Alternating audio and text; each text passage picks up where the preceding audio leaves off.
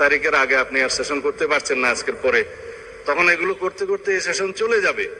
তারপরের সেশনে আপনার বাজেট অধিবেশনের সময় যদি আপনারা অ্যালাউ করেন যে সংবিধান সংশোধনের বিষয়ে এই হাউস সিদ্ধান্ত নেয়, কার্য উপদেষ্টা কমিটিতে যদি সিদ্ধান্ত হয়, তখন বাজেটের এই সেশনের মধ্যেও সংবিধান সংশোধনের জন্য কমিটি করে তারা এই জুলাই জাতীয় সনদকে সেখানে ধারণ করে সংবিধান সংশোধনের জন্য বিল উত্থাপন করতে পারে।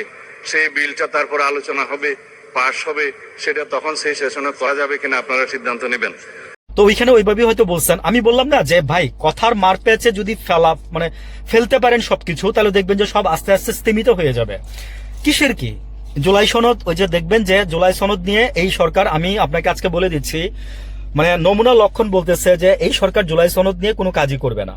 আমি আজকে বললাম কথাটা দেখেন, মিলাই নিয়েন যে আসলে যে বলছিলাম, আমি আমার একটা ভিডিওতে বলছিলাম যে দেশটা শান্ত হইয়াও হইল না শান্ত। তো এটার পিছনে আমরাই দায়ী, আমরা কিছু স্বার্থান্বেষী ব্যক্তি দায়ী। আমরা আমাদের নিজেদের স্বার্থের জন্য, জাস্ট সিম্পল ব্যক্তি বিশেষে নিজেদের স্বার্থের জন্য আমরা এই কাজগুলো করছি। আমরা জাস্ট ভোট দিচ্ছি, কেউ টাকা খেয়ে ভোট দিচ্ছি, কেউ আপনার এই যে দলকে ভয় পেয়ে ভোট দিচ্ছি, কেউ আপনার ভোট দেওয়ার কারণে আপনার ধর্ষণ হয়েছে, কেউ আপনার ভোট দেওয়ার কারণে আপনার এই হয়েছে সেই হয়েছে। যদিও নির্বাচনের দিন একজন মানুষও মারা যায় নাই সেনাবাহিনী মাঠে থাকার কারণে। আসলে এই নির্বাচনগুলো কারা ঘটাইছে? বাইরে থেকে তো এসে কেউ নির্বাচন করে দিয়ে যায় নাই, এই দেশের মানুষই করছে। এবং কোন বাহিনী এগুলোর সাথে আপনার সরাসরি জড়িত ছিল, কিন্তু আমরা আপাত দৃষ্টিতে দেখতে পারতেছি না। কিন্তু যদি পারিপার্শ্বিক দৃষ্টিতে দেখি, তাহলে আমরা এই জিনিসগুলো বুঝতে পারবো।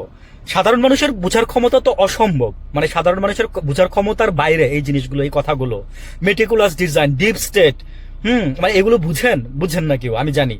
50% দেশের 50% মানুষ বুঝে না। হ্যাঁ, তো আসলে কি জানেন যে ওই যে যত অশিক্ষিত মূর্খ বানায় রাখতে পারবেন তত আপনার লাভ, আর যত আপনি অশিক্ষিত মূর্খ বানায় এই দেশটাকে চালাইতে পারবেন তত আপনার বেশি লাভ। আগের দিনের রাজারা কিন্তু তাই করতো, স্কুল বানাইতে চাইতো না, ঢাকা বিশ্ববিদ্যালয় বানাইতে চাইতো না, চায় নাই।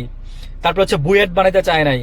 হ্যাঁ, সলিমুল্লাহ সাহেব কিন্তু বুয়েটের আপনার বানাই দিয়ে গেছে, জানেন কিনা আমি জানি না।